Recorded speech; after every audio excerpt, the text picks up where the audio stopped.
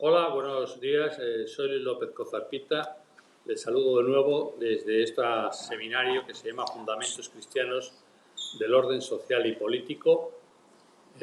Yo soy abogado, licenciado en Derecho, doctor en Derecho, con una tesis sobre doctrina social de la Iglesia, y llevo trabajando por el Gobierno de España durante más de 30 años. Nos acompañará en todo el seminario mi amigo Iván Lora, que es dominicano. Es licenciado en Derecho como yo y le encantan estos temas como a mí. Iván, si quieres presentarte.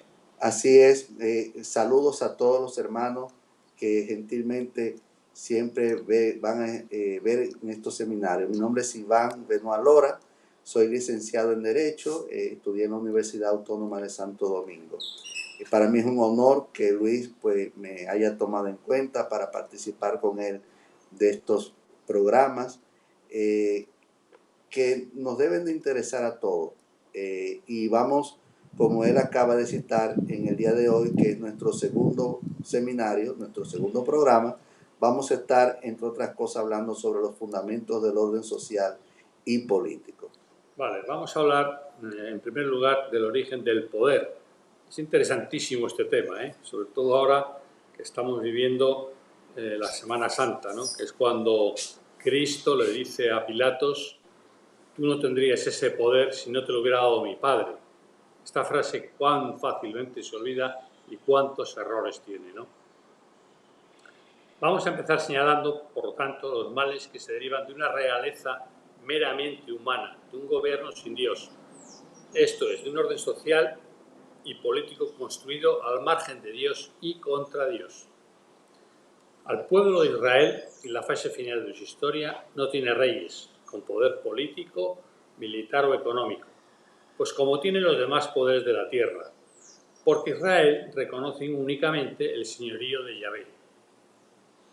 Dios intervendrá en la historia de Israel a través de hombres carismáticos, y al último de ellos, a Samuel, el pueblo le pedirá un rey como los demás pueblos, es decir, un rey que tenga poder económico, poder político, por supuesto.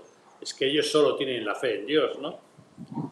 Y entonces, bueno, pues Dios accede, pero le advierte de lo siguiente a Samuel. Y le advierte y le habla de las consecuencias de esta opción que ellos han tomado. Y el Dios les dice: el fuero del rey que va a reinar entre vosotros tomará a vuestros hijos y los destinará a sus carros y a sus caballos, y tendrán que correr delante de sus carros. Les hará labrar sus campos, sembrar su cosecha, fabricar sus armas de guerra y los arreos de sus carros. Tomará vuestras hijas para perfumistas, cocineras y panaderas. Tomará vuestros campos, vuestras viñas y vuestros mejores olivares y se los dará a sus servidores. Tomará vuestros criados y criadas y vuestros jóvenes y asnos y los hará trabajar para él. Sacará el diezmo de vuestros rebaños y vosotros mismos seréis sus criados. Ese día os lamentaréis a causa del rey que os habéis elegido, pero entonces Yahvé no os responderá. Hoy en día vemos que se vuelven a cumplir nuevamente esas terribles consecuencias de un gobierno al margen de Dios. Vivimos en una sociedad controlada y esclavizada como nunca por el poder político y tecnológico, anestesiada por los medios de comunicación. Definitivamente, Luis, que las consecuencias negativas de este vivir al margen de Dios y de la ley divina se ven por todas partes, ¿no? Y el mundo occidental, sobre todo, vive sin paz, sometido a grandes luchas en los campos económicos, políticos y sociales. La ley y el lenguaje son forzados y manipulados para dividir a la sociedad, para enfrentarnos a nuestros semejantes, para separar las familias, para justificar las guerras, para extorsionar y legislar contra los más débiles, contra los no nacidos, contra los ancianos y los pobres y los desvalidos, ¿no? Y nadie está seguro en esta tierra. Hoy se dice una cosa y mañana se afirma lo contrario. La mentira lo inunda todo, desgraciadamente.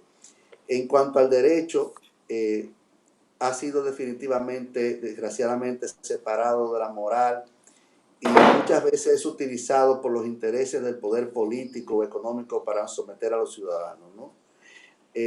Hoy en día no está muchas veces permitido invocar ni la moral ni la verdad en nuestra defensa.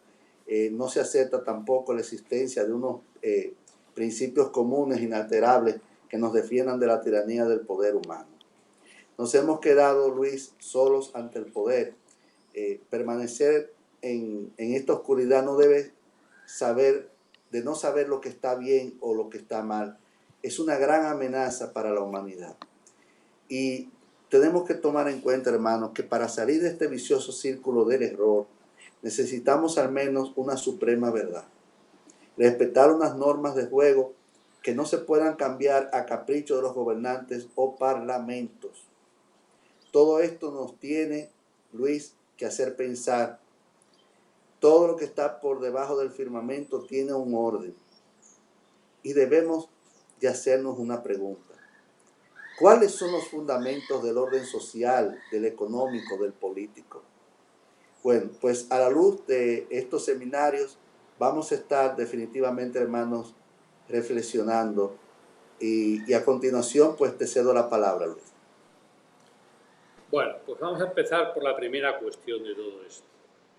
Que si la justicia es dar a cada uno lo suyo, se ha de dar al César lo que es del César y a Dios lo que es de Dios. Esta frase, ¿cuántas veces la habremos oído?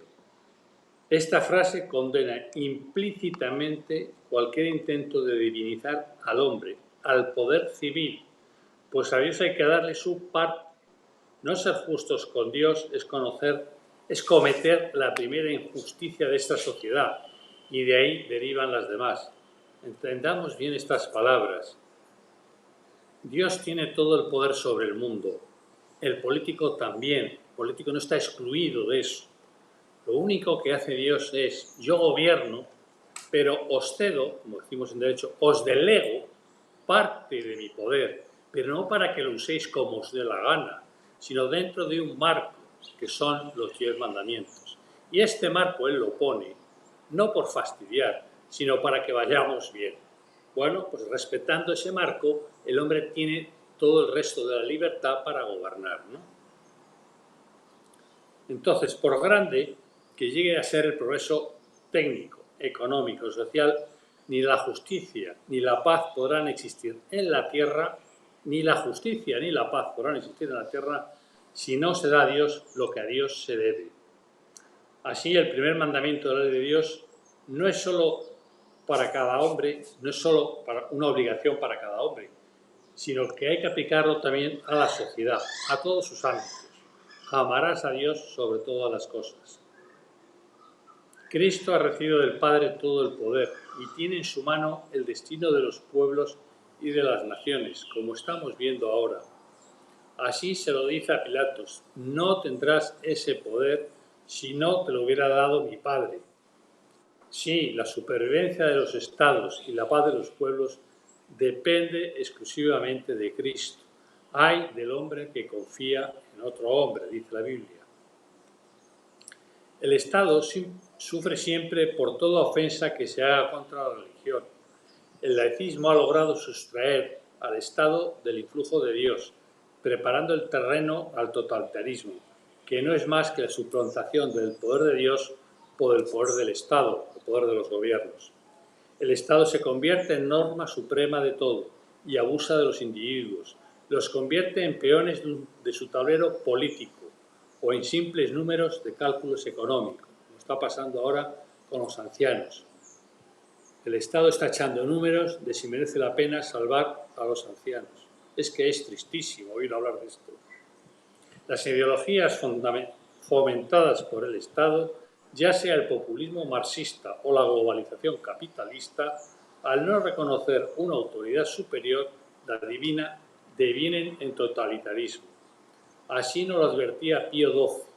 El Estado está a punto de renunciar a su misión de defensor del derecho para convertirse en el leviatán que todo lo domina. Mira, Luis, para defenderse definitivamente contra los peligrosos errores del totalitarismo, del Estado y de la globalización, El magisterio de la Iglesia señala los siguientes deberes. En primer lugar, nos sugiere reconocer una autoridad superior a todos ellos, que es Dios, y rendirle culto público. La existencia de la sociedad civil es obra de la voluntad de Dios. Es Dios quien ha hecho al hombre sociable, pues necesita de sus semejantes para que las exigencias naturales que por sí solo no puede alcanzar, las consiga viviendo en la sociedad. Es necesario que el poder político reconozca a Dios como Padre y autor de la sociedad y reverencie y adore su poder y dominio.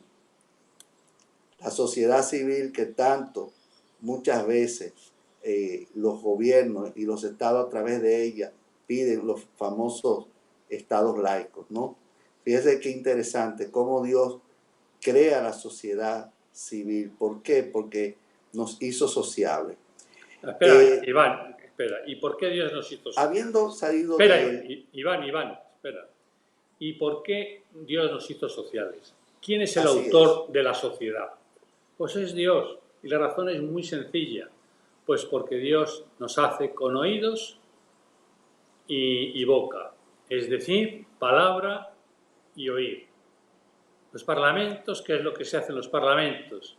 Hablar y escuchar. ¿Por qué? Pues porque Dios nos ha dado oído y boca. Si Dios no nos hubiera dado oído ni boca, no podríamos tener parlamentos. Y si no tenemos parlamentos, no tenemos gobiernos. ¿Quién es el origen de la sociedad? ¿Por qué somos sociables?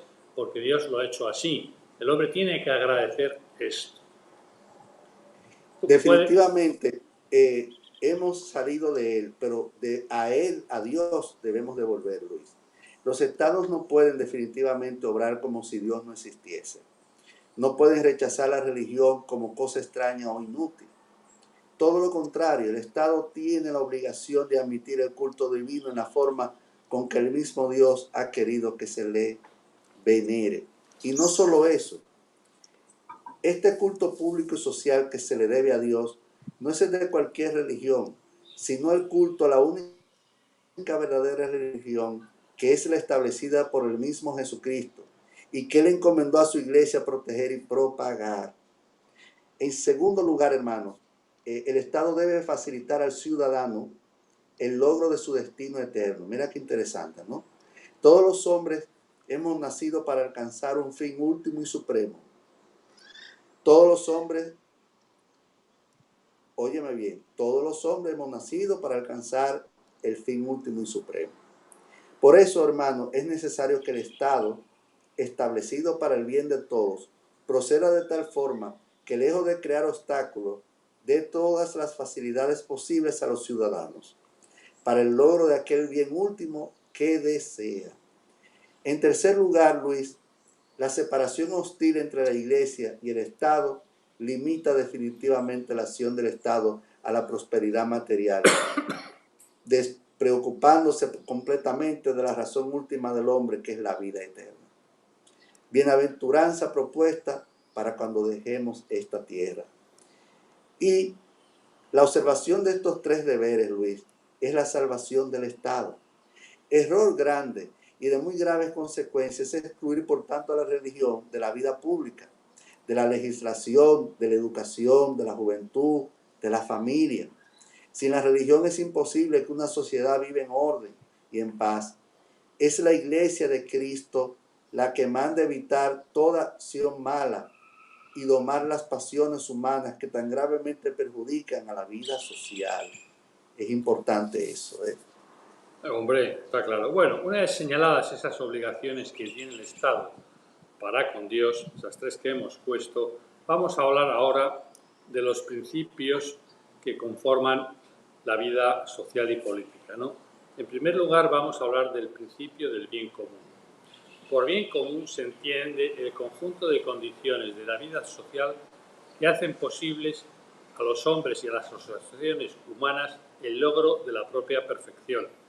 El bien común es y permanece común, porque solo juntos es posible alcanzarlo, acrecentarlo y custodiarlo.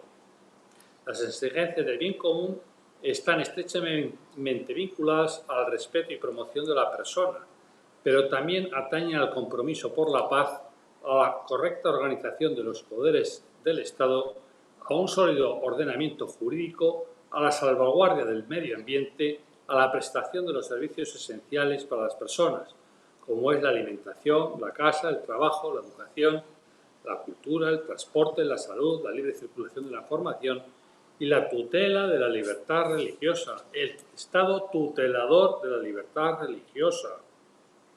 El bien común es un deber de todos los miembros de una sociedad. Ninguno está exento de colaborar en él, según las propias capacidades para la consecución y desarrollo. Finalmente, indicar que la responsabilidad del bien común compete, además de a las personas particulares, al Estado, porque el bien común es la razón de ser de la autoridad política. La persona concreta, la familia, las asociaciones humanas no pueden por sí mismos alcanzar su pleno desarrollo. De ahí deriva la necesidad de las instituciones políticas, cuya finalidad es hacer accesibles los bienes materiales, culturales, morales y espirituales que nos permiten gozar de una vida auténticamente humana. En un Estado democrático en el que las decisiones se toman ordinariamente por mayoría, los gobernantes están obligados a fomentar el bien común, no solo de la mayoría, sino de todos los miembros de la comunidad civil, incluidas las minorías. Esto es que hay que tenerlo muy en cuenta ahora mismo que tenemos esta pandemia, en que el Estado está decidiendo eliminar a las minorías que le estorban, que son los mayores. Es una cosa terrible lo que están haciendo. Pero el bien común de la sociedad tiene valor solo en relación al logro de los fines últimos de la persona y al bien común de toda la creación. Una visión puramente materialista terminaría por transformar el bien común en un simple bienestar socioeconómico carente de finalidad trascendente, que es en realidad su más profundo razón de ser. Mira, Luis, con respecto a lo que tú acabas de plantear, hoy en día definitivamente estamos en lo que le llamamos desgraciadamente la sociedad del descarte, ¿no?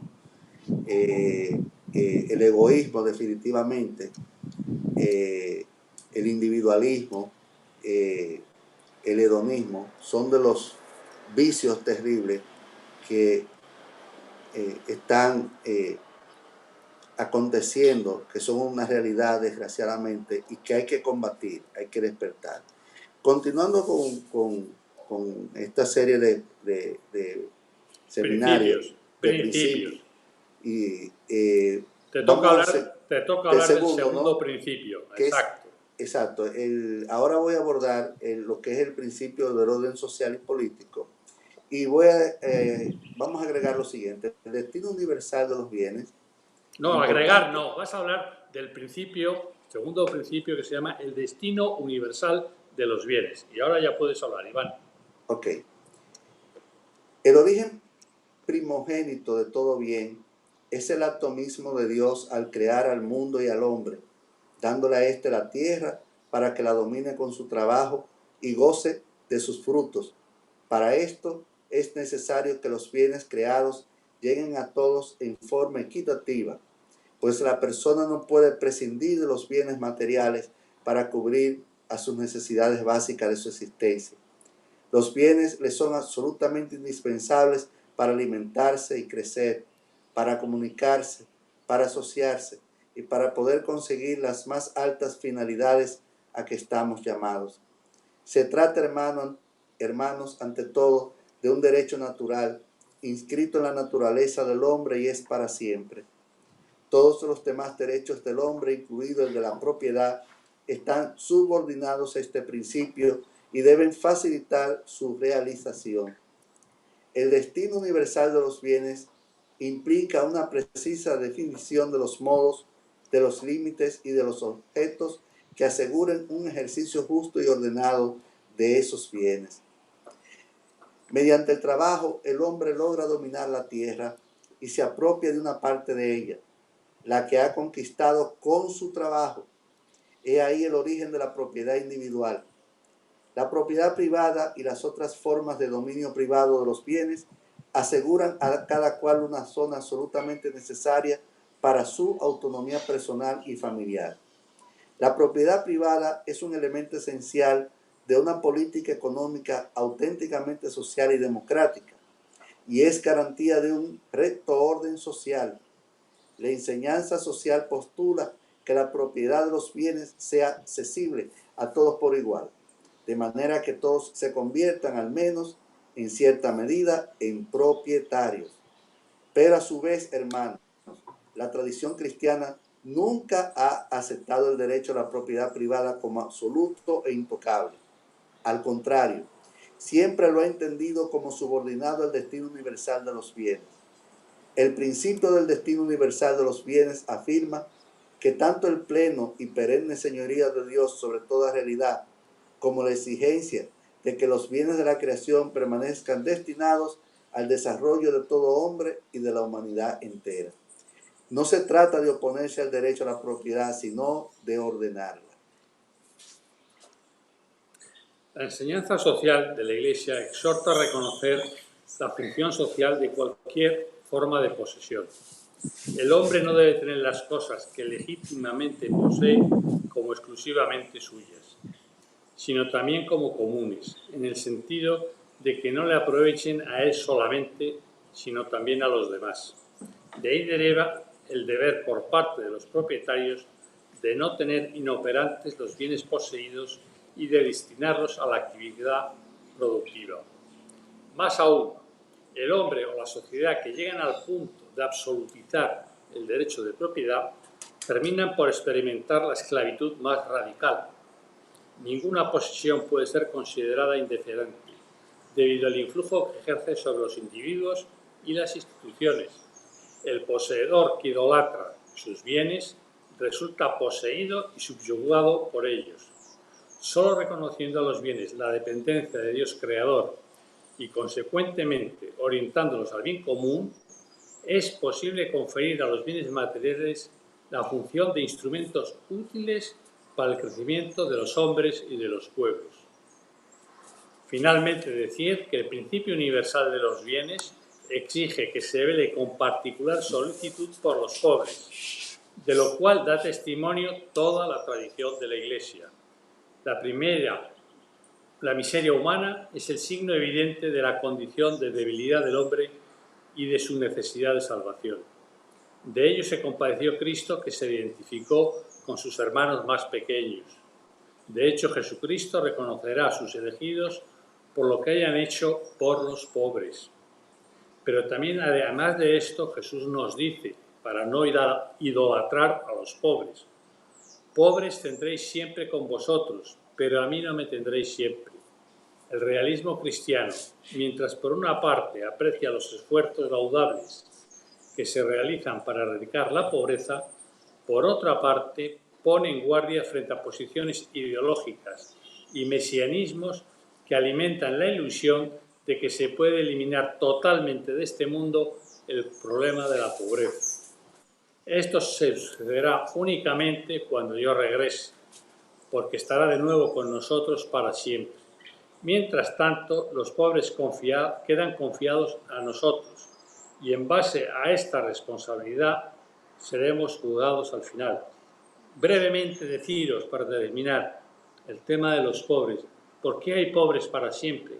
Bueno, pues porque el pecado de los hombres estará siempre acompañándonos. Somos egoístas y solo cuando nos dejamos meter por la gracia de Dios, dejarnos introducir la gracia de Cristo en nuestros cuerpos, es cuando empezamos a ser generosos.